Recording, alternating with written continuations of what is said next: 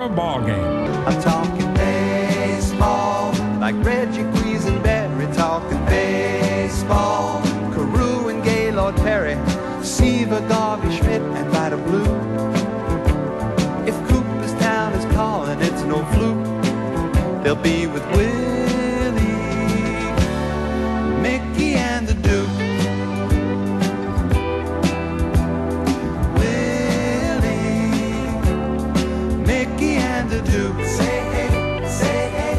Now, ESPN 95.9 and the main event are proud to bring you our weekly minor league baseball report, Down on the Farm, with our minor league baseball expert, Andrew Force. Down on the Farm is sponsored exclusively by State Farm agent Darren Powell in Mount Pulaski. Call Darren today at 877-792-3371 for all your insurance needs. Like a good neighbor, State Farm is there. Now, let's go down on the farm.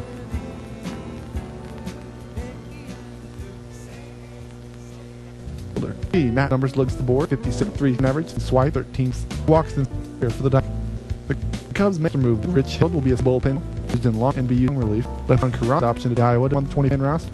In a 4th-round pick on the farm, Scott has 5th home run today. Up at the second, he is in the Midwest with 20. Both of his best win weeks guests in St. Tyro, Collette, and Osterman, Aaron Watson. Next week while you're growing down on the farm. Nat an average 3 Swipe 3 walks in there for the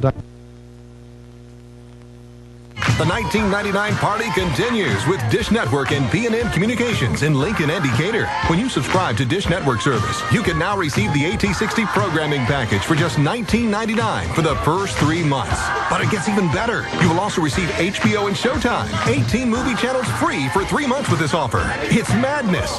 Dish madness. And there's no equipment to buy. Plus free standard professional installation. Pay a $49.99 activation fee and receive a $49.99 credit on your first programming bill. You just can't beat this offer. $19.99 for the Dish AT60 package and HBO and Showtime for 3 months. And remember, you can upgrade to a DVR system for free. So join in the madness with Dish Network and P&M Communications at 616 North Chicago Street in Lincoln and in Decatur at 2235 Westbound Road. Offer ends July 31st, 2005. All prices, packages, and programming subject to change without notice. Restrictions, credit approval, minimum programming purchase, and monthly receiver fees apply. Monthly $4.98 Dish Network DVR service fee applies for a DVR. Early cancellation fee applies.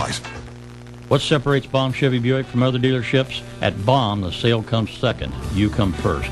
Since 1928, we have provided exceptional customer service and extensive selection of vehicles for our customers. That tradition continues today. June is Truck Month at Baum Chevy Buick. We have more than 80 Chevy Silverados, some priced under $15,000, and employee discount pricing for everyone. Chevy, an American Revolution. Baum Chevrolet Buick in Clinton and Farmer City, where service is a tradition. Nat numbers looks the board 56-3 in average, Swipe 13th walks in here for the down while you're on the farm. Average Nat 3 Swipe. Cubs make will be a second Aaron Watt.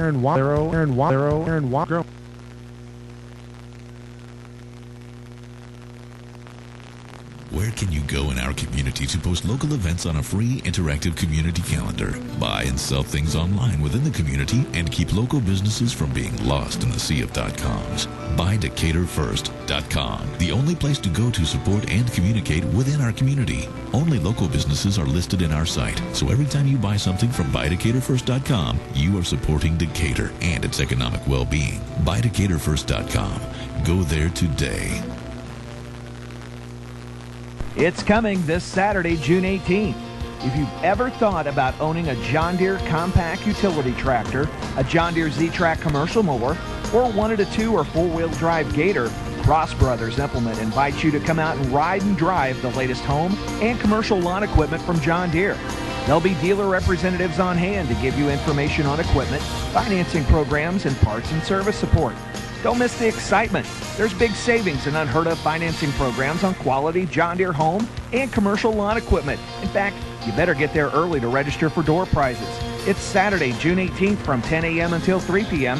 at the Sunset Inn and Suites just off Route 51 in Clinton. You've thought about it. Don't let your neighbor one-up you again this year. Cross Brothers Implement is inviting you to a John Deere Ride and Drive this Saturday, June 18th from 10 a.m. until 3 p.m. at the Sunset Inn and Suites in Clinton. Make your plans to attend today because nothing runs like a Deere. It's 10 p.m. and you need to transfer some funds to your checking account. Is your bank open? If your computer is on, the John Warner Bank is open. With online banking from the John Warner Bank, you can view account balances and transactions, transfer funds from one account to another, make loan payments, view check images, and find helpful information about services offered at the John Warner Bank. Just visit johnwarnerbank.com and start enjoying the ease and convenience of online banking with the John Warner Bank. Member FDIC. Family room too small to have your friends over to watch the race? Want the perfect place to be on race day? Get to the Sports Zone, located in the Decatur Holiday Inn Select, and watch every NASCAR race on the big screens. With the 20 TVs and state-of-the-art surround sound system, you'll be up close to all the racing action. You can enjoy great food, drinks, and not only hang out with your friends, but you can also hang out with the Miller Lite Girls during every Nextel Cup race in June. Be sure to enter the weekly prize drawings and be the one who picks the weekly perfecta and win even more great prizes. Prizes include overnight packages to the Decatur Holiday Inn Select, Cardinal baseball tickets, and even a grand prize of 2 tickets to the 2006 Daytona 500. Make sure you go out to the Sports Zone and cheer on your favorite driver each week. Sponsored by Absolute Concrete, by DecaturFirst.com, C&J Excavating, Hardwell Companies, Decatur Earth Mover Credit Union, Dynographics Fast Impressions, and Speed Lube. What separates Baum Chevy Buick from other dealerships? At Baum, the sale comes second. You come first. Since 1928, we have provided exceptional customer service and extensive selection of vehicles for our customers. That tradition continues today. June is Truck Month at Baum Chevy Buick. We have more than 80 Chevy Silverados, some priced under $15,000, and employee discount pricing for everyone. Chevy and American Revolution. Baum Chevrolet Buick in Clinton and Farmer City, where service is a tradition.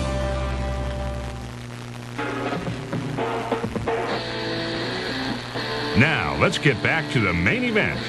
Cub fans, Cardinal fans, and even White Sox fans are all welcome. The phone lines are open to call the main event right now at 217-935-8100. 5:36 here in the main event. First of all and foremost, we'd like to apologize for Down on the Farm. Obviously, that was one media file over the top of another media file. We'll try to fix that and maybe bring you that report tomorrow on the big show. Yeah, because I know he worked hard on it, and obviously the end result was not the fruit of his good work. Right. So we will indulge your patience, and hopefully we'll have that for you tomorrow on the big show. And now, we feel lost. Well, yeah, because we had 20 minutes. You know, we thought we were like great. You know, we already ordered the drink, and we started the cooker and everything, and. Yeah. Now we're all messed up. So can you imagine that? Yeah. So everybody out there listening, you're just on your own for the next 20 minutes. You guys are going to improvise. 935-8100. That is the phone number if you want to get it started here on the program. We've been talking about the LPGA versus the PGA debate, and we've got that can of worms going. Let's head right back to the phone lines and kick it off again. Main event, you're up. Some good Illini recruiting news today. Brian Carwell and Willie Kemp were in a Champaign yesterday. Deep on a new Serta mattress set. Gaines Furniture, downtown Farmer City, not only has Mel Allen. It's a bright, sunny afternoon, and what a beautiful day for a ball game. I'm talking baseball, like Reggie Quisenberry, talking baseball. Carew and Gaylord Perry, Seaver, Garvey, Schmidt, and Vida Blue. If Cooperstown is calling, it's no fluke. They'll be with Willie, Mickey, and the Duke.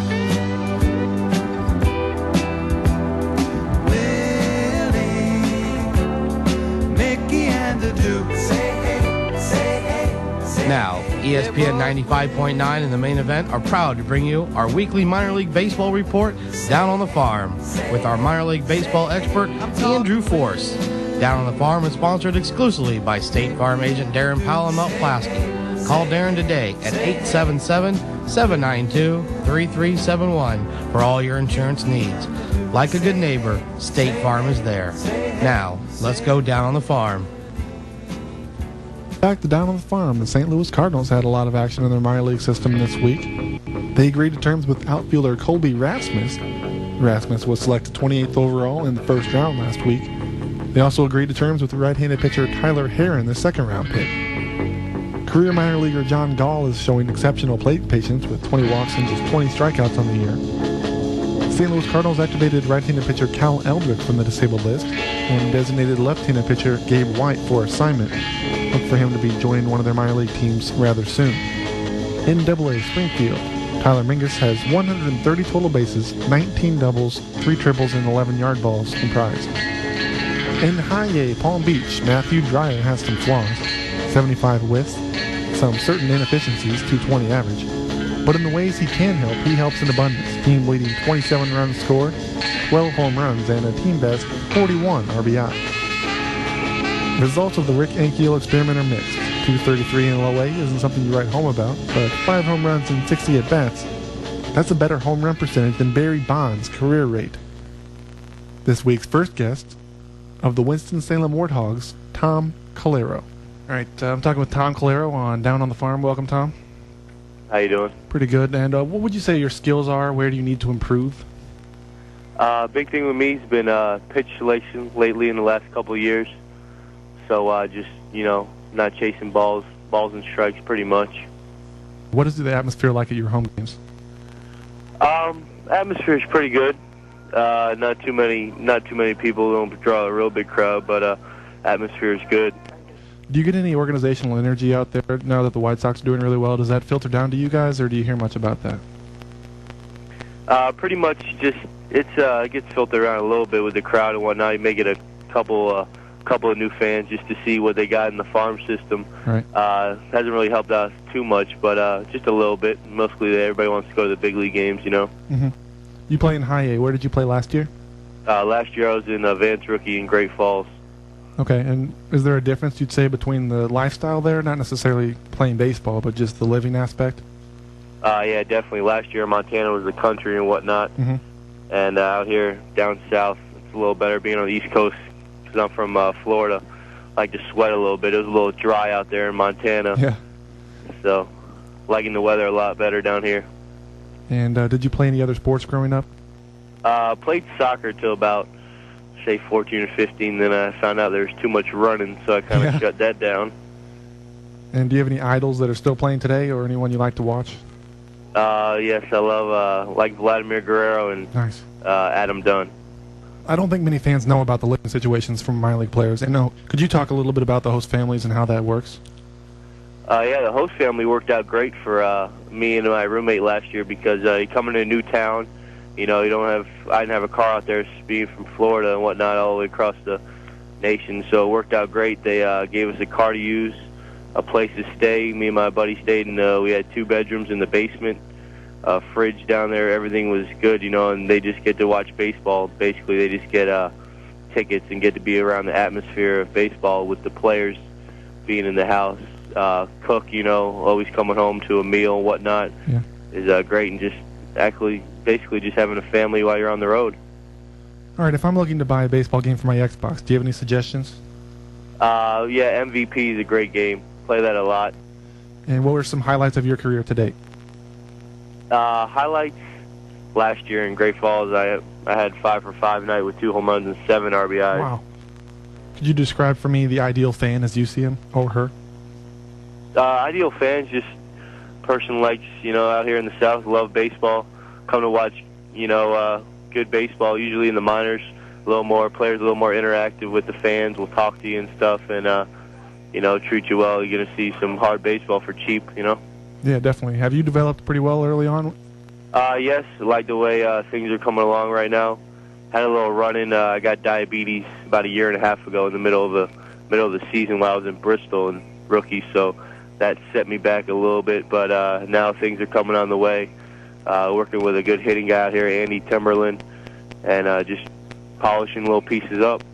Does everyone at that level try to move up, not just necessarily the players, perhaps the trainers, the coaches, management, is everyone trying to move up in the league, or is some people stable there?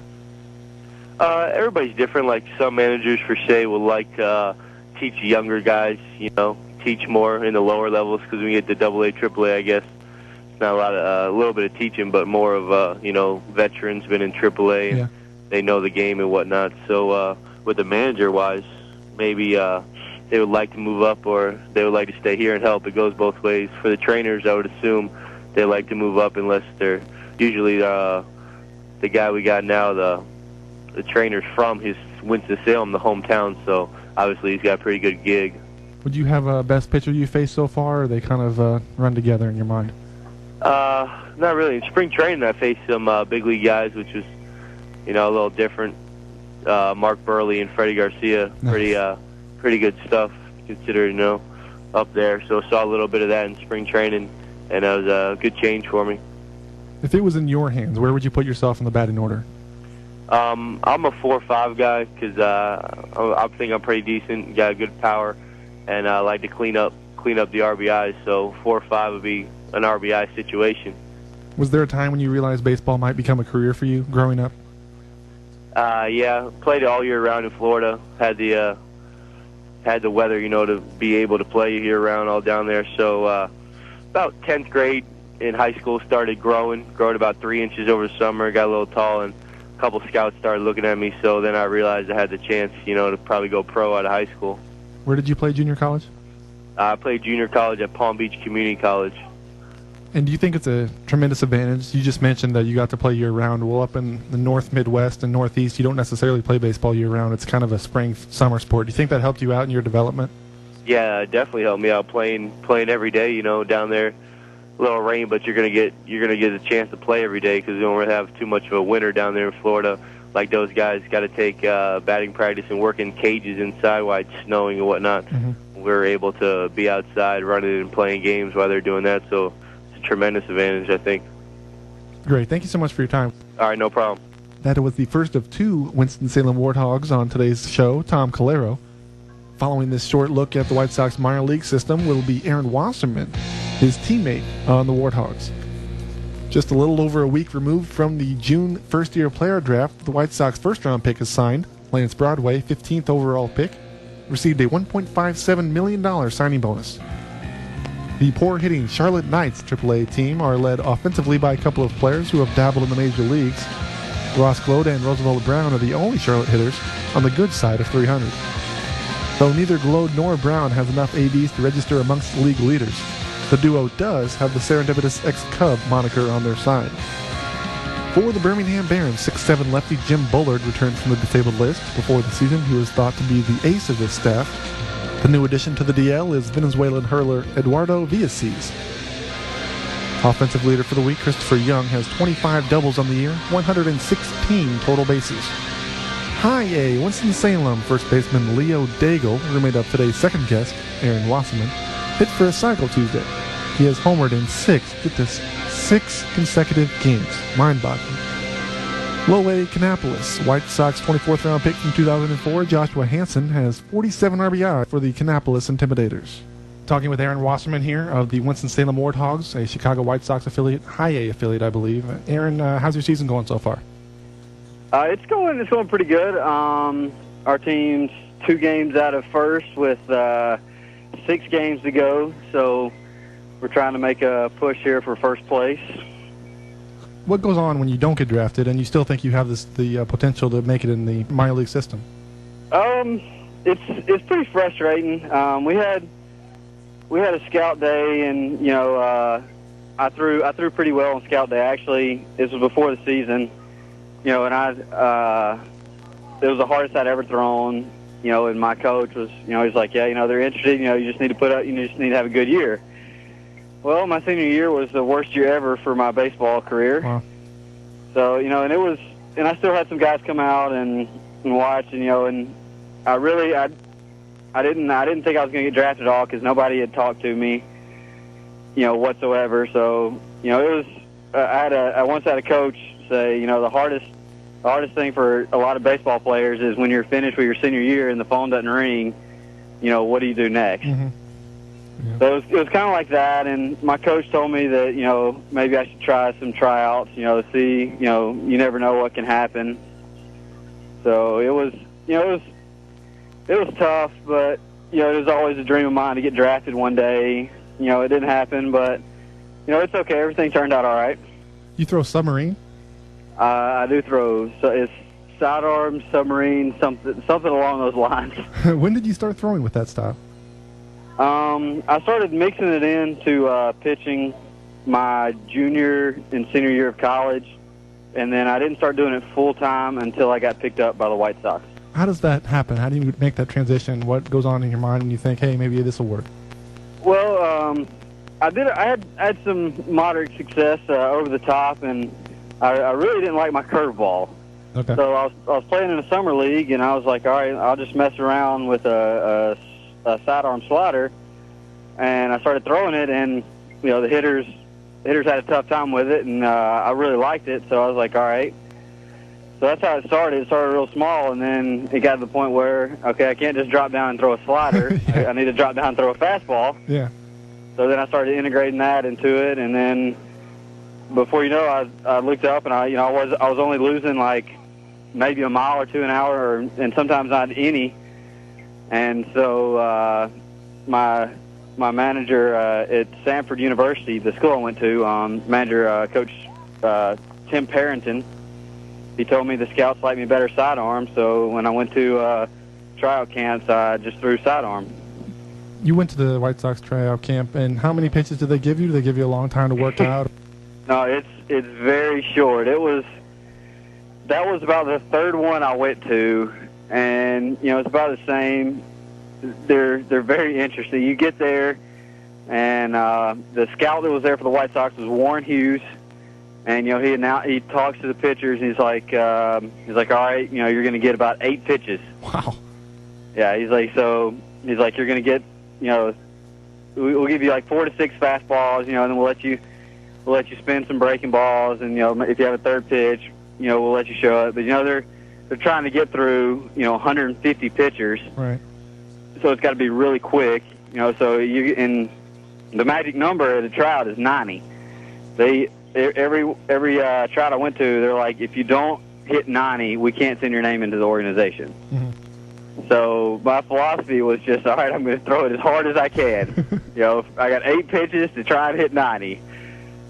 And I think he said that day I was sitting at like 90, 91, and with a decent slider. So, and he said he liked the movement on my ball, and so that's how that happened. But yeah, you don't get many pitches at all. It's pretty stressful. I bet. Plus you got everybody watching you.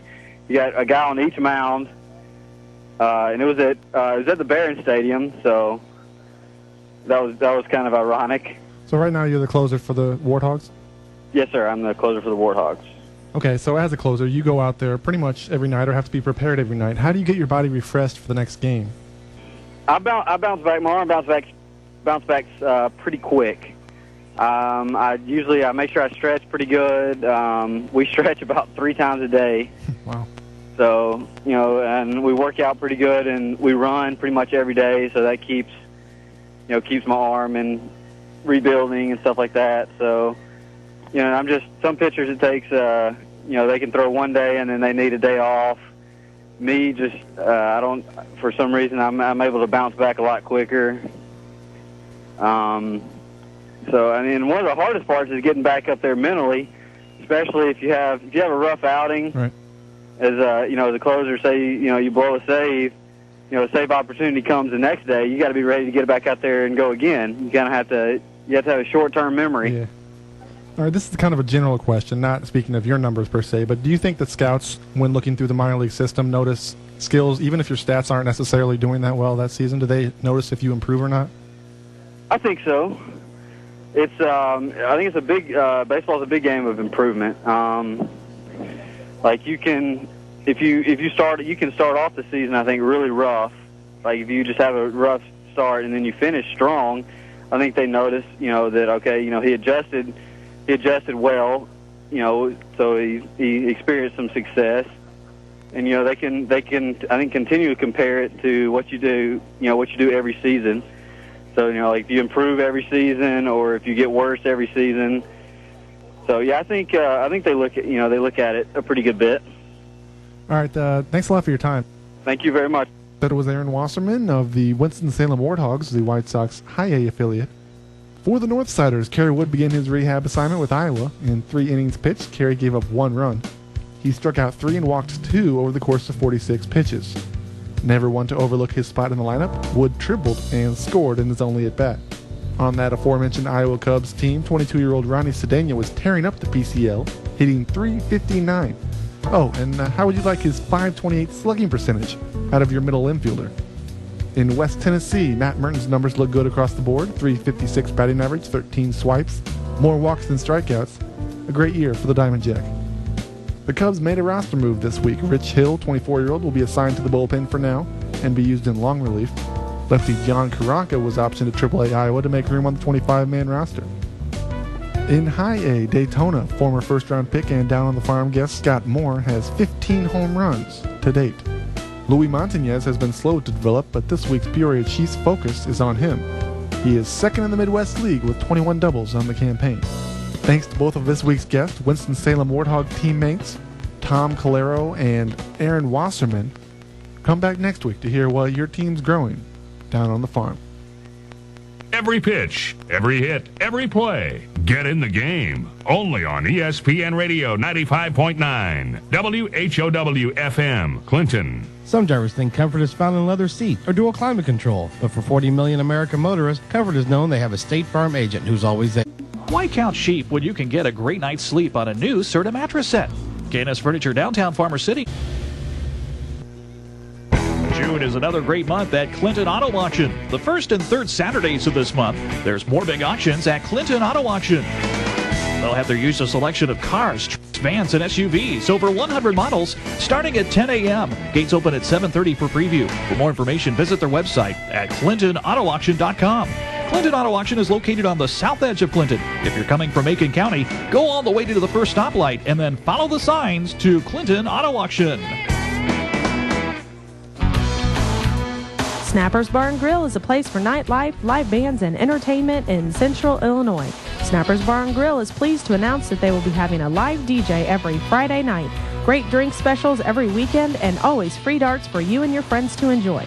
So whether you are looking for a place to dance all night or just relax with friends, you can see why Snapper's Bar and Grill is the place for nightlife in Central Illinois. Snappers, located on the square in beautiful downtown Clinton.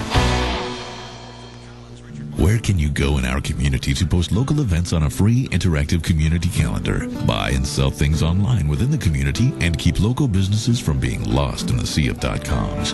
Buy DecaturFirst.com, the only place to go to support and communicate within our community. Only local businesses are listed in our site, so every time you buy something from BuyDecaturFirst.com, you are supporting Decatur and its economic well-being. Buy DecaturFirst.com. Go there today.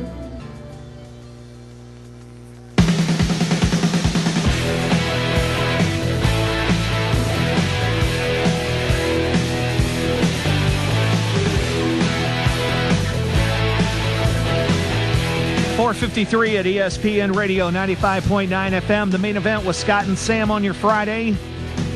Lots of stuff going on out there in the old sports world over the weekend. We've got softball coming back to Decatur, and that's tonight. We've got the Futures Golf Tournament going on, and we've also got your phone calls. Let's go right back to the phone lines. The main event, you're on the air. Hey. Hey, what's up? It's Dalton the Bat Boy. Hey, what's up, Bat buddy? Boy? Hey. What you doing? We're heading to the game and we're in St. Louis. You're in St. Louis, huh? Yeah. Are you down there chasing women? Not yet. Not yet. That a boy. You guys gonna win tonight? I hope so. All right. Well, have you decided where you're going to go have dinner tonight? We'll call you tomorrow. Oh, you're going to call tomorrow? Yeah. Well, we won't be here tomorrow, so how about if you call me Monday? Okay. Call me Monday and let us know what's going on, okay? Okay. All right, you have fun, buddy, okay? Okay, bye. Bye. That's Dalton. That's kind of nice. What a treat he was to have in here yesterday, too. Yeah, they made it down. Very nice. Well, at least he made it. Yeah. Could you imagine a 2.5 car ride with Dalton? Oh, God. Would that be a treat? That would be fun. You know who he reminds me of? Who? The little kid from Jerry Maguire. Oh, yeah. Doesn't he? Yeah. Yeah, I mean, because you could imagine just the things that he would say, like, what was the comment about the rabbit? Oh, yeah. Well, dude, he got fired up just telling you that he yelled at him to make sure his team did good. Yep. He likes to win, so he's a good kid. We'll see how the Cyclones do in action down in St. Louis, and I'm sure they'll be calling in maybe yet this afternoon and over the weekend. But yes, we expect a full report. Yeah, somebody will call us Monday. I'm sure Lovable will probably update us when he gets back Monday. Yes, he will. By the way, Lovable's going on vacation. Did you hear about the grand experiment? What was that? Lovable's going on vacation, and he's saying... Larry's get some time. He gets some time off? Yeah, he is, actually. Wow. I get to go fill in on the morning show. God help them all. Wow, that's going to be a nice treat. Yeah, it's... I'll make sure I call in. I thought you would. Can you imagine what I'll be like by the time I get to you in the afternoon? Yeah, that was my thought that just came across. Uh-huh. Yep, Thursday and Friday, and then the following Monday, Tuesday, Wednesday. So looking forward to that.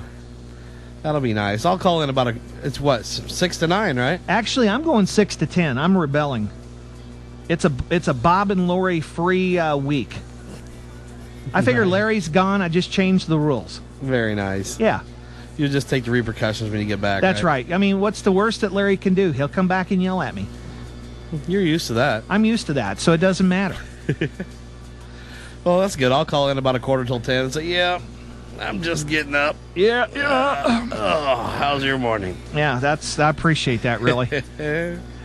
You know, Marie was happy. She says, well, she goes, I guess I get to see you in the morning. I'm like, God, you know, it don't nice. take a whole lot to get Marie excited, though. No. You know, she's pretty laid back, pretty easygoing. Well, you saw what happened at lunch. Yeah. Yeah, the steak was pretty good. Baked potato was all right, but boy, when you broke out the chocolate bundt cake, she was a changed woman. Yes, she was. Something about, women in that chocolate. 935-8100 is the phone number. Cubs baseball coming up this afternoon, or this evening, I guess. Cubs-Yankees. Yeah, that'll be 5:35 pregame, I believe, right here on ESPN Radio 95.9 FM. Carl Bovano going to the hill tonight for the Yankees. Yes. Carlos Zambrano doesn't miss a start over the turf toe, and toes are rubber tonight. That one ought to be a slobber knocker.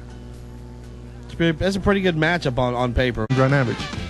Not surprisingly, Eric Patterson was chosen to the team, as well as former first-rounders Louis Montañez and Ryan Harvey. The Cubs have a home run king among them. A first-round pick from the 2003 draft, Ryan Harvey blasted 8 shots to win the Midwest League Home Run Derby this week. Given 10 outs, his 8 long balls advanced him to the final round, where he defeated Emerson Frostad. His prizes, trophy, admiration, and $100. Harvey was no stranger to this format, as he was a finalist in the Northwest League's 2004 Home Run Derby while playing with the Cubs' Rookie League affiliate in Boise, Idaho. This week's guest, Kannapolis Intimidator, Joshua Hansen. Where's the best place you've visited playing baseball? Oh, man. Well, Greensboro so far has been a great place that we've gone to play as far as fields, but throughout college and stuff, I've gone pretty far, winning conference championships. But as far as professionally, being my first season and stuff, just getting used to the traveling and the whole 140 games. So yeah. On the roster, you're listed as an outfielder/infielder/DH. Do you think it's good or bad to have so much versatility? Well, you get, like you said, there's good and bad. The good is, you have a lot of, chances to play other positions, but at the same time, when you have guys who can only play one position, you get caught maybe DHing more often than not, because we only have a guy who can only play first versus a guy, in the outfield who can only play the outfield. And when you got guys who are hitting pretty well in those spots, you tend to be the guy left out and DHing. But as soon as something's going wrong, or they need to fill a spot and they want to put you, at first for a game or two, or back in the outfield or behind the plate, then you get to fill those roles. But a lot of the coaches seem to give me a lot of good feedback as far as it's a positive thing, because it makes it easier for me to move up, hopefully, in the organization, being able to play more than just one position. But that's the positive side. But then the bad side to it is that you don't get comfortable with just playing one single position. You kind of always have to be practicing and showing up for early work for 3 different positions as easy as showing up for one. Or you guys had a rain out on Sunday and All-Star break on Monday, 2 days off in a row. Did you even know what to do with yourself? No, I didn't. After the rain out, we came back. Just got to hang out a little bit and catch my breath, and then having the next day off was just kind of very different. you walk around the malls, or you go places, but you kind of feel like you're wasting time that you should be somewhere. Yeah.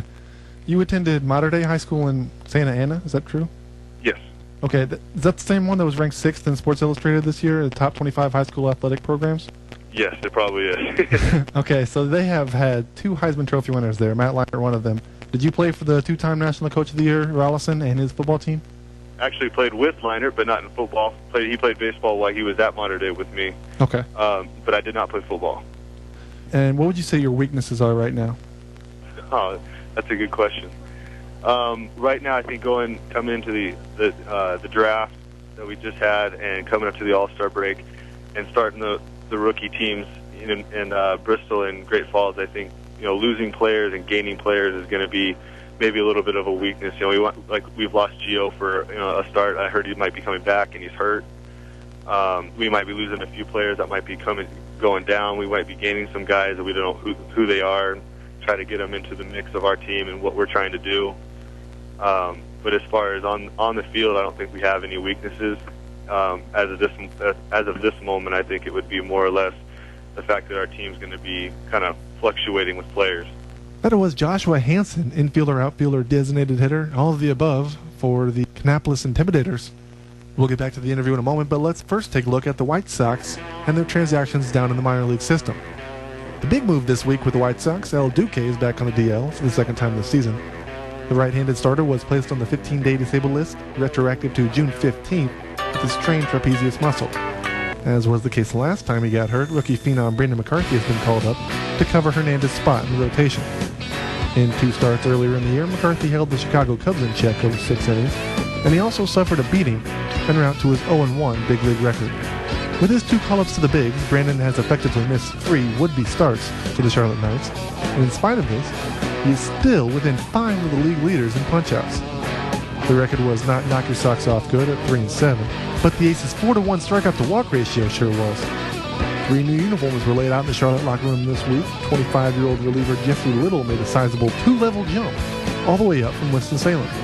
Replacing McCarthy in the rotation will undoubtedly be Nick Lubicic. Posting an impressive 7-4 mark earned him the promotion. Rounding out the eager-to-impress trio will be the speedy Guillermo Reyes. AA Birmingham, no dominant statistical leaders dot the Barons squad, but closer Bobby Jenks is tied for the league lead with 16 saves.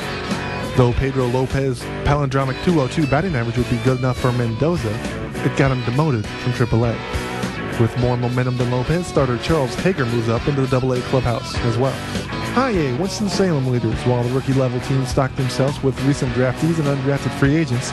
A-level baseball leagues had their short but dramatic All-Star games this week. No team in the Carolina League managed to land more players on the All-Star team than did the White Sox High A affiliate Winston-Salem Warthogs. Recipients of the honor this year were second baseman Rudy Yan, highly touted outfielder Jeremy Reed, and 3 pitchers. Ryan Wing, Ryan Moe, and Chris Honnell all played in the midseason classic. The featured star for the Warthogs this week is last week's guest, Aaron Wasserman, the second closer in the White Sox system to lead his league in saves thus far. Wasserman has 15. Low A Kannapolis Intimidators. 3 shined brightest for the Intimidators in the first half. Named to the All-Star team were Gio Gonzalez, David Cook, and Southpaw starter Raymond Leota. Gio has since been called up to AA. Lots of names, but the most important thing to remember, McCarthy back up with the parent club this week. It's now time to get back to Joshua Hansen and the remainder of this week's interview on Down on the Farm. How many pitches would you guess on average you see per at bat? Whew. I would say 3. So the first pitch isn't necessarily that tempting to you? To me it is. I'm an aggressive hitter. I don't often get into a full count, but during this season, when I was putting up some pretty good power numbers early on in the season and started to get pitched around a little bit, and being an aggressive hitter, I had to start to learn how to, see the ball, let the pitcher make his pitch to me and not be too aggressive early in the count, because, they want to maybe stay a little bit away from you, and, be aggressive when I can when there's guys on base. But for the most part, I would say that the average pitch at the beginning of the year was probably 1 or 2 pitches, but now it's more like 3 or 4. Okay. Scott, one of the hosts of the main event that I mentioned earlier, is a huge Dale Earnhardt fan, and Kannapolis was the hometown of Dale Earnhardt. Senior was a part of the ownership group that bought your team, named your team and such. Is there any influence around the team or the city from the late superstar? Well, he's everywhere. I mean, Dale Earnhardt stuff's just, you can't get away from it, so there's no doubt about that. And a lot of people, even coming here, even the teammates, knowing that they're Intimidators, Kannapolis Intimidators, didn't even know why they were named the Intimidators. Right. So, but yeah, it's everywhere. There's definitely an influence of the NASCAR fans here. Yeah, okay. And learning to hit the other way seems to be a big step in many players' development, like learning to play piano with both hands simultaneously. It makes more things possible. Have you made the transition, would you say, to using all fields? Yes. I mean, especially when you got, once I got drafted and coming out of college, I was definitely more of a right center hitter, you could say, and I was mostly away. And then when I got here, they kind of took my swing and molded it to be more of a pull hitter, as well as being able to keep hitting the ball away, because playing pro ball, that's one of the major things they teach is being able to drive the ball to both sides of the field. And this year I kind of got away from my strength, and I've been pulling the ball a lot. And just the past month or so, I've been really, keying in on working the ball to the right side of the field again. And it's been a struggle, but it's definitely a work in progress. And I think that's the case for a lot of guys on our team. Did you have any idols growing up? Oh yeah, growing up, being a baseball card collector, I loved, Frank Thomas and Ken Griffey Jr., the guys who you saw in, the home run derbies, and Mark McGwire. So, is there any major league player that you think your game resembles the most? Good question. Being such a, being a DH, first base, catcher, and outfielder, it's hard to find too many guys. But, just in the past few years, when you see someone like Paul LaDuca, who spent a lot of time in the minors and finally making it, and as a catcher, I could see my route kind of going that way. I'm not saying it's going to take me 8 years to get to the major league level, but I wasn't a high draft guy. Didn't get drafted out of high school. I was a senior out of college when I got drafted. But hopefully, just by working my way up, whether it takes me 3 or 4 years or it takes me 8 years, eventually I'll get there. What stars of other sports do you, as an athlete yourself, admire most? Growing up, I worked out a lot. I looked up to a lot of what Jerry Rice did as an athlete playing football. Hearing from a lot of strength coaches and conditioning people, his work ethic, and you hear about his work ethic in almost every sport. And to emulate someone like that and to follow in someone's footsteps like that, I thought was something very inspiring for someone like me, because I worked hard on the field, but as well as off the field. I like to be the guy who kind of worked real hard off the field and not be seen. And that was one of the guys I always kept in the back of my mind. All right. Well, good luck in the future. All right. Appreciate it. Thanks so much. That was Joshua Hansen of the Kannapolis Intimidators. Let's take a look at your Central Division leading St. Louis Cardinals. By now, you know Scott Rowland was activated from the 15-day disabled list last Saturday. The Cardinals optioned outfielder Skip Shoemaker to AAA Memphis the next day. While he was up with the parent club, Shoemaker played in 3 games, 0 for 5. For Memphis, the AAA affiliate, Adam Wainwright has a mediocre 5-5 mark, but fans have to enjoy his throwback-style nearly 7 innings pitched per start. It's old news by now, but perhaps it slipped under the radar. Memphis pitcher Anthony Reyes has been named the St. Louis organization's Pitcher of the Month for May. During the month, Reyes tossed 2 complete games and went 3-1 in his 6 starts with a .06 ERA. He fanned 32 batters and walked only 9 in 39 innings pitched. His best performance of the month was a 1-hit shutout at Portland on May 19th. The same date Shoemaker descended from the parent club, Pete Facalillo was optioned to AA Springfield. Randy Leake of the Springfield Cardinals leads his team with 7 wins and has the lone shutout for the squad this year. Chris Lambert of the AA unit will represent the St. Louis Cardinals in the All-Star Futures game. The 22-year-old pitcher was selected to the Florida State League All-Star team as well, but was disallowed to compete as he was promoted beforehand. High-A Palm Beach, not once in 32 innings has Eric Haberer let a baseball get out of his yard. 5 starts, 1.41 ERA.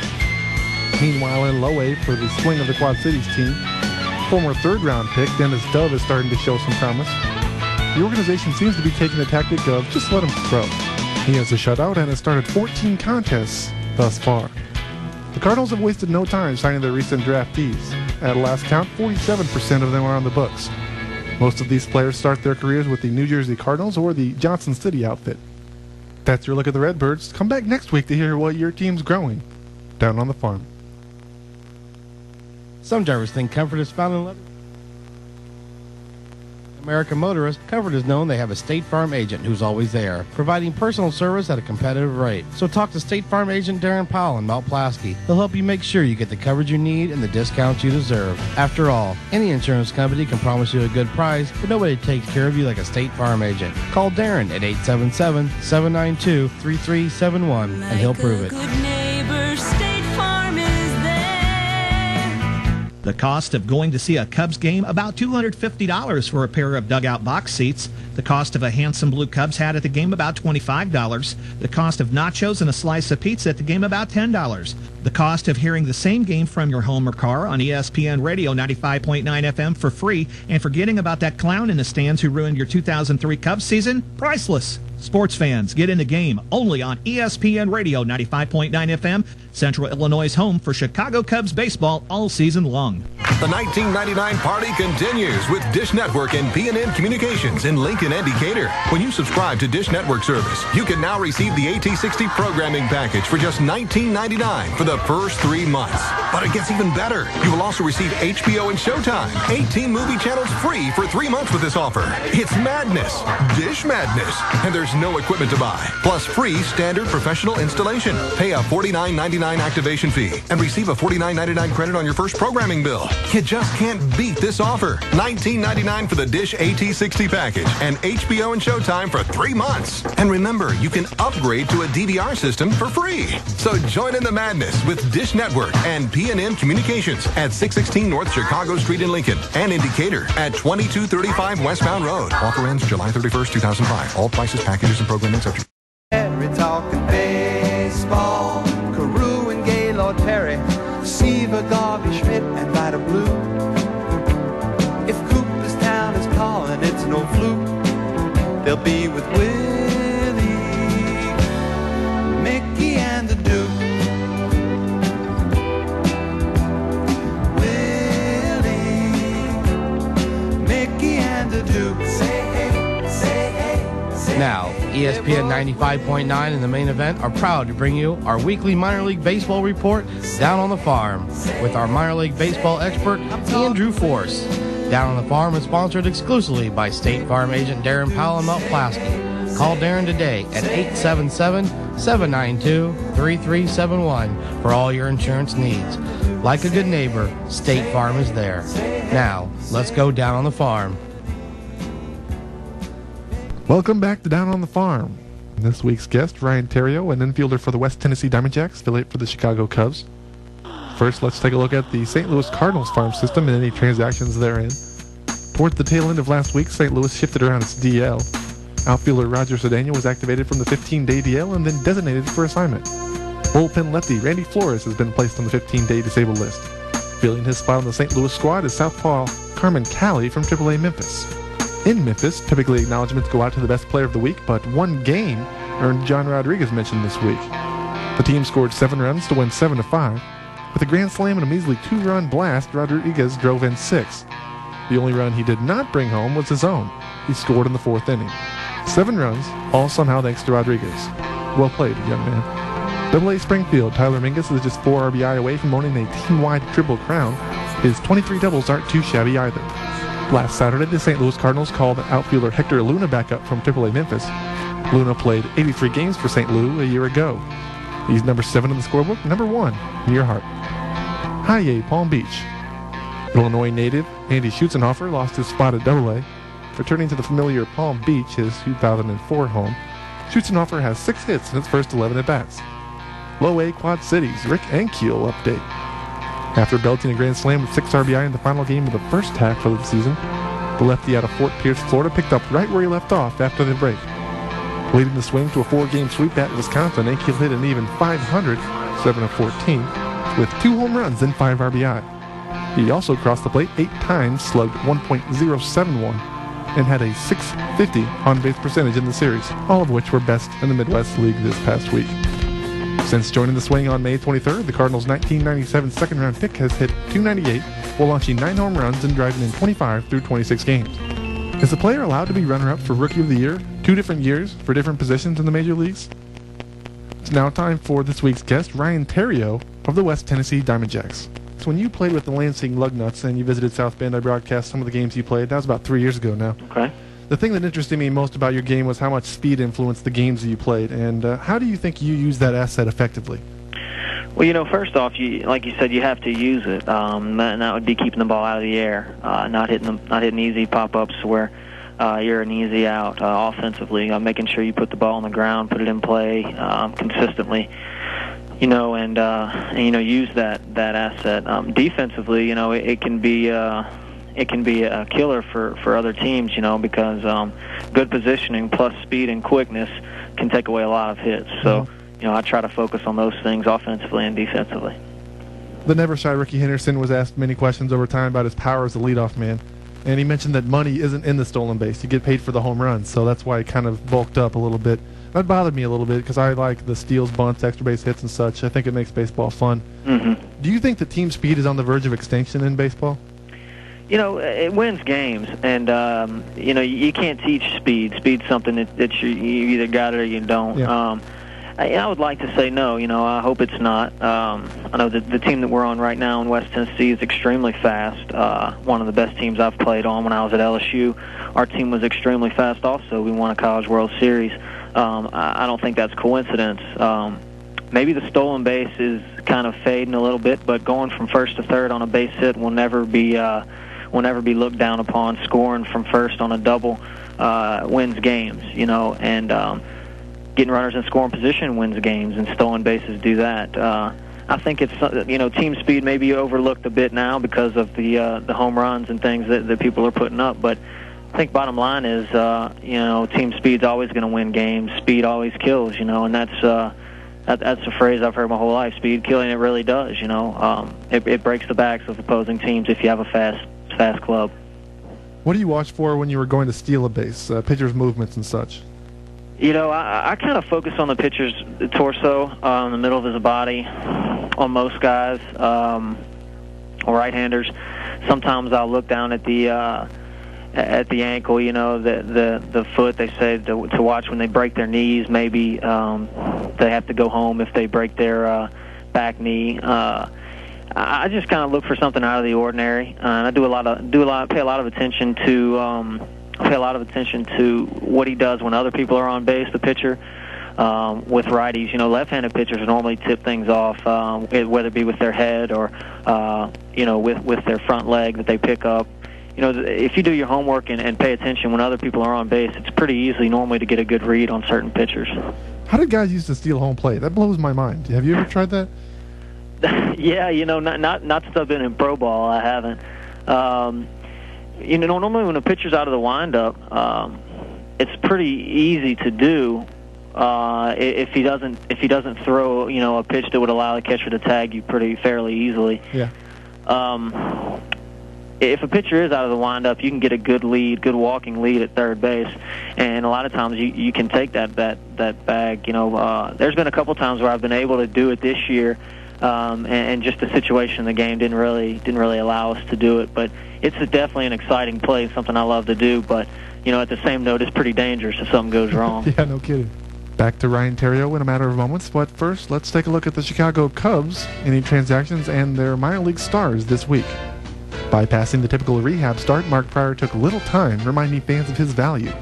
Pryor lifted the Cubs further from the 500 mark with an economical 71-pitch, 6-inning outing on Sunday.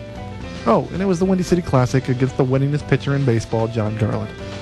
To make room for the USC graduate, Chicago optioned lefty Rich Hill to Iowa of the PCL. MinorLeagueBaseball.com bestowed the honor of Pacific Coast League Offensive MVP on Scott McLean. He's a non-traditional minor leaguer in the sense that McLean is not a young buck with potential dripping from his ears. A three-time PCL All-Star with 3 different teams, the corner infielder turned 33 last month. His 15 ribbies certainly helped spurn a 6-game winning streak for the Iowa Cubs. The Chicago Cubs optioned right-handed pitcher Todd Wellemeyer to Iowa, recalled right-handed pitcher Roberto Novoa from Iowa as well. Double-A West Tennessee leaders The Diamond Jacks have stolen 104 bases, second best in the Southern League. 6 players have swiped more than 10 bases. Today's guest, Ryan Theriot, leads the way with 17.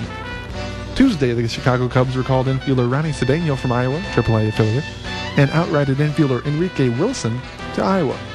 They just couldn't keep him down any longer as Cedeno was destroying the PCL to the clip of 371. IA Daytona pitcher Randy Wells moved down from AA to Single-A last Friday. The same day, Billy Petrick hit the DL. As far as batting hero this week, Chris Walker has climbed from 284 to 301 with a 10-for-17 tear. Low A Peoria, Ryan Harvey is 6th in the Midwest League RBI race. Despite playing in just 80% of the team's games, his 44 runs batted in leads the Chiefs. The question has been answered: when Kerry gets back, whom do you demote? Tuesday, Chicago decided to designate former closer Joe Borowski for assignment to make room for Kerry Wood. Now back to Ryan Theriot of the West Tennessee Diamond Jacks. Do you think everyone should learn to bunt, or are there certain players out there that are, quote, too powerful for that? Bunting's important. Bunting's extremely important for a lot of players, some more than others. Your power guys obviously aren't going to be asked to bunt as much as others will, but I would say that, it would never be a bad tool to learn. Not as easy as it looks a lot of times because guys' emotions get going and they're expected to do something that's fairly easy, and then you lose concentration. With the power guys, though, they should be able to a certain extent, but, as far as bunting for base hits, it's really, honestly, I don't think it will ever be asked, for a big home run hitter to do. Right. What is the best logo you've seen in minor league baseball? Oh, Lansing Lugnuts, no doubt. Is that right? Lugnuts are great, man, yeah. And then, ours at West Tennessee over here is pretty good. Let's see. They had a couple other ones. I was just looking at the other day, matter of fact. They've had some good ones. I've come across some real good ones. Lansing's definitely my favorite. They say it's always at the tops as far as sales goes for the minor league merchandise. What a cool mascot. Is there a difference between night and day games to you? Yeah. Day games, it's hot. Yeah. The night games, normally the first few innings, it's a little bit harder to see the ball than it is once it gets dark. Day games, it stays the same pretty much the whole time. But as far as a hitter goes, you have to battle that sun in day games on defense. And hitting the twilight's always kind of tough to see the ball from the pitcher on a night game. Being a leadoff man many times in your career, I'm sure you understand the do anything to get on base mentality. Right. That said, do you think elbow guards are fair for batters? Yeah, certain guys have injuries that kind of make them wear those things, and it's a preventative measure, so they won't get hit. I think pitchers should wear them if their front elbow is their throwing arm. I think that's an important spot, for them to have them. I don't know. A lot of times those elbow guards, some guys maybe use them to get a little advantage, but for the most part, I think they're needed in baseball, for a lot of people. Is there a big gripe you have about minor league baseball in general? About minor league baseball? Yeah.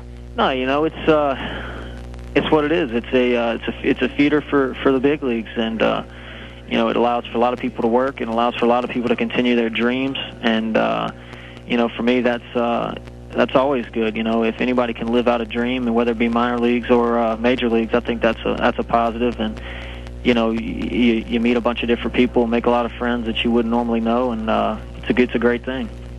Who is the best all-around athlete in your stacked West Tennessee lineup? Best all-around athlete in West Tennessee's lineup? Well, there's a couple. I know Felix Piet could probably play a lot of other sports. We probably have 4 or 5 guys that would be solid in other sports, probably college-level players. I know Buck Coates could play other sports. He'd be a great wide receiver. I know Brandon Sting's great on the basketball court. Obviously, I'm going to have to throw myself in there just because I'm a little biased. Yeah. We have a very athletic team, guys that can play a lot of different positions. If you notice in our lineup, we've had guys all over the place, and they've all been successful. So we got some good athletes. I'd have to put Felix up there at the top. Buck's pretty athletic in his own right too. What ages are baseball players in their prime, would you say? I would have to say, 21 to 25, 26. Mentally, they normally can develop once they get to those age. Physically, a lot of guys are ready, but, this game's 90% mental. So I think once they get enough at-bats under their belt and played in enough games, that's a good age, depending on where they've been, that I would say they'd be developed. Is there any difference between travel accommodations between single A and double A? It's pretty similar, as far as travel goes with the bus, and the hotels are pretty similar also. They're all pretty much the same, and it's it's good for what we do, and at every level that I've been, it's all been. I don't have any complaints, and the Cubs have done a real good job taking care of us. What do you think about in the on-deck circle? On-deck circle, I try to time the pitcher. I try to see what pitches he's throwing. Is he throwing them for strikes? Another thing I try to key on is, how long it takes him to get to the plate, if he has a quick delivery or a slow delivery. And just see how he pitches the guy in front of me, and maybe get a little idea of what he's going to do to me whenever I get up. All right, thanks a lot, and hope you guys have a good rest of the season. Okay, buddy, thank you. Ryan Terrio of the West Tennessee Diamondbacks. That's once again the AA affiliate of the Chicago Cubs. From the north side to the south side, let's take a look at the Chicago White Sox leaders in their minor league system this week. AAA Charlotte, former Knight Kurt Schilling, returned yesterday for a rehab start with the Pawtucket Red Sox. Perusers of the International League Leaders Board know the name well. Brian Anderson is 7th in runs, 10th in doubles, 12th in total bases, and 12th in hits. AA Birmingham. Someone buy Chris Young dinner. The dude started the second half with 5 home runs in 6 games, swatting 11 hits and 25 at-bats. Though the honor was decided upon before his recent surge, Young heard news of his Futures Game invitation this week as well. The Winston-Salem Warthogs, now in first place, have a likely Triple Crown winner on their team. Leo Daigle has 24 long balls, 5 up on his follower. His 85 RBI leads teammate and former Down on the Farm guest Tom Calero by 22. Up 16 points in the batting average column, Daigle could very well become the second player in the Carolina League's 60-year history to acquire the Triple Crown. Low A, Kannapolis, left fielder David Cook currently has a .422 on-base percentage with 51 walks, propping up that number. Come back next week to hear what your team's growing down on the farm.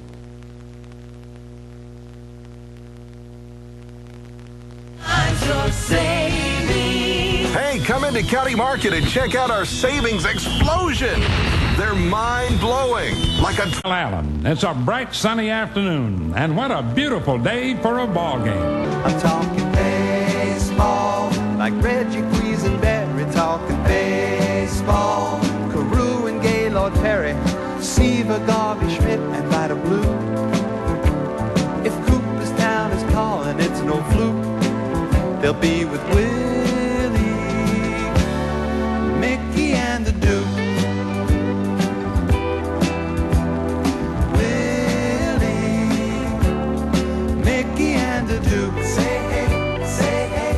Now, ESPN 95.9 and the main event are proud to bring you our weekly minor league baseball report, Down on the Farm, with our minor league baseball expert, Andrew Force.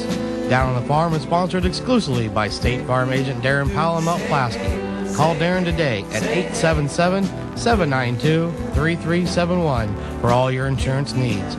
Like a good neighbor, State Farm is there. Now, let's go down on the farm.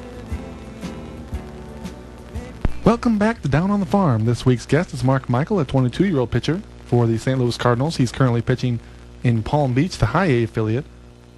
A little bit of a change-up this week, as usually. I talked to you a little bit about the transactions within. We'll still do that, but there will not be any star players from each organization. This week, I'll talk to you about the last 6 years, 2000 and beyond, the first draft pick taken by your team, Chicago Cubs, St. Louis Cardinals, and Chicago White Sox, and see where they are now and how they're progressing in their careers. First up, the Chicago Cubs. The Chicago Cubs were quite active on July 4th this year. Last week, Enrique Wilson fell down to AAA. This week, the Iowa Cubs on July 4th placed him on the inactive list. Michael Lewis takes his spot as a middle infielder following his call-up from AA West 10. Pitcher Brad Stiles was released by the organization on July 4th, that being from AAA Iowa. The Boise Hawks rookie-level team assigned infielder Kyle Reynolds to their squad. Also on July 4th, infielder Aaron Sisk was promoted to AA West 10 of the Southern League, as Victor Ramos was added from Boise to Peoria Chiefs. Luis Montañez, the third overall pick in 2000, has experienced varied success throughout his lengthy career, as evidenced by his .267 career batting average. Right now, he is playing for Peoria, the low-A squad, and having a fine year. 307, 11 bombs, 47 ribbies. Taken second overall in 2001, Mark Pryor should have been the first pick, but the Minnesota Twins had no intentions of paying him a huge bonus. Pryor has since won 35 regular season games and 2 postseason games for the Chicago Cubs. A former guest of this very show, Bobby Brownlee, is redefining his style. Drafted as a fireballer, Brownlee is now working on changing speeds and location. He is 3-4 with a 5.18 earned run average for AAA Iowa. The Cubs' first-round pick in 2003 was Ryan Harvey. Playing with the Peoria Chiefs, outfielder Ryan Harvey is doing just fine. Identical power numbers to Montañez on the same team, Harvey has a tremendous frame at 6'5", 225. Taken in 2004's second round, Grant Johnson plays for Peoria as well. It took a while before this transpired, however.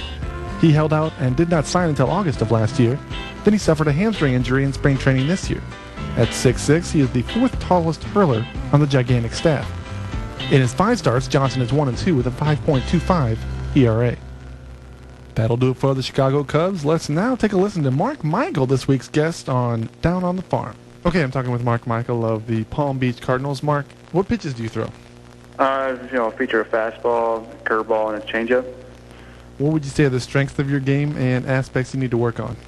Well, right now, I say my strength is I've always had a sinking, tailing fastball, and that seems to work pretty well. The only problem is with the sinking fastball. You got to keep it on to the plate, and keep it low in the zone so they can't get under it and either cause the ball to go out of the yard or into the gap. I think if you're able to pitch inside and establish the inside part of the plate, and you can pitch anywhere on the plate, because the hitters don't really like the ball inside too much, and with a guy with a sinking fastball and pretty hard, it's pretty tough to hit. The baseball draft is nowhere near as publicized as the NBA or NFL drafts. Could you describe how you found out where you were going to be playing? When I was, it was in 03 when I was drafted. I was actually just home with my mom, and she told me that the Cardinals I've been getting phone calls. I was getting phone calls all day. We're going to take you here, take you there, blah, blah, blah, blah. Would you sign for this? Would you sign for that? And my mom ended up finally telling me I was outside, cutting the grass. My mom told me I was drafted in the 4th round by the Cardinals. And you were cutting the grass when you got drafted? Yeah, I was cutting it. It was funny. My dad was working, I just needed something to, relieve my mind because it was kind of a hectic day. Right. And, so I was outside cutting the grass, and next thing you know, my mom was yelling. They drafted me in the 4th round, and the scout Tommy Shields, he called me and told me they drafted me, and he pretty much told me I was heading to New Jersey. So. Now, Tommy Shields was your manager in New Jersey, right? Yeah, he was actually. Now, I don't think he's the manager now. I think Mark DeJohn, I think, is the manager there. So I think they're just making Tommy just concentrate on scouting. So, which is pretty good. Did you feel energized, ready to get to work, or relieved to be getting the chance for something you worked so hard for? Yeah, that's what everyone works for, and just to get the opportunity to play at a higher level and get paid for, is just something you've always dreamed about. You obviously, I'm not the type of guy that likes 9-to-5 jobs. I never really had one, so I don't know what it would be like. So I'm always been playing baseball, so it'd be kind of weird if I wasn't playing it. So. It feels good, that you can actually pursue a career out of it. Okay, you have the ideal pitching frame, 6'4", 215, somewhere in there, but you have had shoulder troubles in the past. What would you say has been the problem? Just mechanics. Believe it or not, the way you pitch, it has a lot of bearing on your arm. Obviously, the pitching motion is not the best thing for an arm. It's very violent, right. But I've been running into some mechanical problems, and I'm just trying to get those things consistent where I can feel I have a grasp on it. It feels pain-free, and it feels effortless when I'm throwing. So that's just, I think I have that now. It's being hurt, and you start to realize what you need to do to stay healthy. So once I get back off the DL, I'll be able to get those mechanics down and continue hopefully. You went through an off-season of rehab. Would you say that the problem you have now is related to that, or is it something new? It's something new. It had nothing to do with what I had in the offseason. The pain I had last year was sharp pain in the back of my shoulder in the labrum area, and it was real deep. This one just right in the front, the bicep tendon and the rotator cuff. So, I mean, I rehabbed it all off season, and, I came back strong, felt great in spring training. Started off, feeling good, and I just ran into it. I don't want to blame it on something, but I was pitching in Port Charlotte, and the mound was kind of iffy, it wasn't the best of mound. I was sort of pitching uphill. What that means is when I was throwing, my front foot was landing, and my back foot was, beneath the level of my front foot, and I was kind of fighting myself to get the ball on top, and I came out of my mechanics, and that, I think, tweaked something up in the shoulder, so. Right back to this week's guest, Mark Michael, in a moment, but first, the transactions within the Cardinals system and the first-round draft picks from the last 6 years. Anthony Reyes, prized prospect, was activated from the DL on Sunday. He originally went to the shelf because of shoulder tendinitis in his throwing arm. Sean Boyd, drafted in 2000, was batting .272 when AA Springfield. At times, Boyd has shown the ability to steal bases. For example, Sean swindled 32 in 2002. Most believe Boyd has topped out, though, with little progress anticipated beyond this, his third season in AA. In 2001, the Cardinals selected Justin Pope with their first-round pick. Late in 2003, Pope and teammate Ben Julianell were packaged for Sterling Hitchcock. Pope is now a member of the New York Yankees AA affiliate, Trenton Thunder. 25 years old, the switch-hitting pitcher is a converted closer with 17 saves and a sub-3 ERA. Calvin Hayes was the highest pick taken by St. Louis in 2002. He was a third-round selection, however. Until recently, his movement had all been positive. Currently in low A, Hayes is a speedy middle infielder. 2003, the Cardinals picked a shiny apple, Derek Barton, a high school phenom who was traded to Oakland along with Dan Herron and Kiko Calero for Mark Mulder. A member of the prestigious Futures All-Star game, Barton just moved up to AA with the Athletics. In his first 2 games, he slugged a home run and drove in 3. Now 22 years old, Chris Lambert was picked by the Cardinals organization in 2004. He is a member of the AA Springfield rotation, featuring a 2.58 earned run average. In 9 starts, he has only 2 decisions, a 1-1 record. Just drafted last month, outfielder Colby Rasmus is playing with rookie-level Johnson City. That's a look at your first-round draft picks for the St. Louis Cardinals. Now back to right-handed hurler Mark Michael of the Palm Beach Cardinals. How has the Cardinals minor league system helped you develop as a player? They give you the opportunity to, they're always on you, or always trying to help you get better, and they're willing to work with you. I mean, we get to the ballpark. I've been here for a half hour now, and we don't have to be here till 3:30. And you come early, they'll help you. And just if you need help, they'll help you. Describe the ideal fan to you. Ideal fan? Yeah. Well, the ideal fan, comes to the ballpark, and eats about 2 or 3 hot dogs, and is into every pitch, and having fun. It's all the same thing, getting their autographs, or I think it's great. When I come to the ballpark and I see there's fan mail in my locker, I feel good that someone's actually a fan of mine. It's pretty amazing feeling. That someone cares enough to take a card and throw it in an envelope and pay 37 cents or whatever it costs to send it to a ballpark, hoping that the athlete will sign it and send it back. So I mean that means a lot. It goes a long way as a player, and it feels good, that you come there, they can wave to you, and, you have no problem waving back to you. Speaking of fans, would you say there's something that fans don't know about the everyday life of a baseball player that they should know?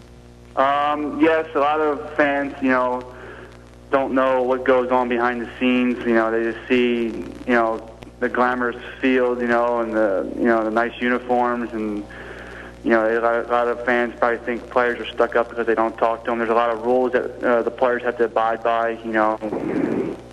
Fans don't know that, and they get real short. The day in, day out grind that they have to go through, and that we have to go through as a team, it's pretty tough. I mean, you play 140 games every day, and down here in Florida, it's 95 degrees right now with 100% humidity. Jeez. You have to be able to lock it in for 140 games and come to the ballpark willing to work every day, and that's it gets real repetitive. I mean, I'm sure a lot of people don't like going to work every day. Mm-hmm. So it's the same thing as that, and just I don't know, it's a tough grind, and it's a tough profession because it could be 2 years to make it to the big leagues and make the big bucks, or it could be 10 years. And, you know, the minor league salary is, I mean, I'm not complaining about the money. I mean, it's not the greatest, you know, you get by. It's just a grind, you know, it's a lot of, you have to have a lot in you to, you know, sacrifice so much. I sacrifice my summer, I sacrifice my family. You know, I haven't seen I see my family about 3 weeks ago when I went home for the All-Star break, but I probably won't see them anymore till September when I go home. You know, that means a lot to me. You know, there's a lot of sacrifices. A lot of people are down vacationing with their families, and I don't get that. You know what I mean? So I mean, all my friends are home from college in the summer, and I'm on the road. You know what I mean? So I don't really get a chance to see my friends. You know, it's a lot of sacrifices that, you know, people just should know. And, you know, but it's fun though. It's a very challenging, and if you like to challenge yourself, it's a very good profession to be in. Not until AA do pitchers hit for themselves. So if I remember right, you swung a pretty mighty bat in high school and early college. Any chance you might get some pinch hitting appearances for Palm Beach this year? Probably not, because I've been on the DL, and I know they've always. We were running low at one point, and they told me, you know, I'd be first off the list if I was healthy. So I mean, but we got guys now filling in, so I don't think there'll ever be a case where I'll pinch hit in Palm Beach. So I mean, it'd be nice if I could, you know, just to maybe maybe we'll see if I could show up some of the hitters. But I haven't realized how, you know, tough it is. I wouldn't want to face me. I wouldn't want to face half our pitchers on our staff, to be honest with you. You know, hitting is probably it's the toughest thing to do in a sport. Yep. So, I mean, I don't know. I want to hit, but then there's something inside me say, I can't hit that stuff. You know, I haven't hit in 2 or 3 years. You know, that's why I'm pitching again. Yeah. What are some highlights of your career to date? The highlights of my career to date. My first win, which was back in 2003. I was throwing against Lowell. I struck out 10. That was a pretty good feeling, and that was, you know, obviously your first professional start or first professional appearance. My parents were there. And that made it real. That made it even more special. You know, my parents drove 7 hours to watch me throw one inning out of the bullpen because we got a lot of rain delays my first year. So just for them to, you know, see that, you know, made it feel special to them, and, you know, see their son succeed, which is, you know, always a good thing, good feeling for me. Last year, you know, being able to pitch, and I threw a complete game, which is pretty cool, and, you know, so I mean, it's just being out here is a highlight of my career. All right, thanks a lot, and I look forward to you getting back out there on the field and showing me what you can do the remainder of the season and throughout your career. All right, appreciate it very much. Many thanks to Mark Michael, the right-handed pitcher for the Palm Beach Cardinals. It's now time to take a look at the Chicago White Sox transactions and their first-round draft picks from the last 6 years. On the 5th of July, the White Sox recalled Bobby Jenks, the right-handed pitcher from AA Charlotte. In the same move, they optioned right-handed pitcher Brandon McCarthy to AAA Charlotte, as he is not expected to have any more starts with the parent club before the All-Star game. Joe Borcher, the White Sox first-round pick in 2000, is now in AAA as a result of a logjam in the Sox outfield. In his 286 career Major League at-bats, Borcher is hitting a paltry 182. He has an unacceptably high strikeout total, along with 15 homers for the Charlotte Knights this season. In 2001, the Chicago team chose Chris Honnell in the first round, currently starting for the Birmingham Barons. The big righty is 1-5 with a bulbous 6+ ERA. The 2002 draft pick was Roger Ring. His full name is Royce Roger Ring, so now he goes by Royce. He went to the New York Mets back in 2003 along with 2 other minor leaguers for Roberto Alomar. Royce made his Major League debut this year as he has now pitched in 14 games. Despite a recent dip, 2003 first-round selection Brian Anderson has been the best hitter with Charlotte all year long.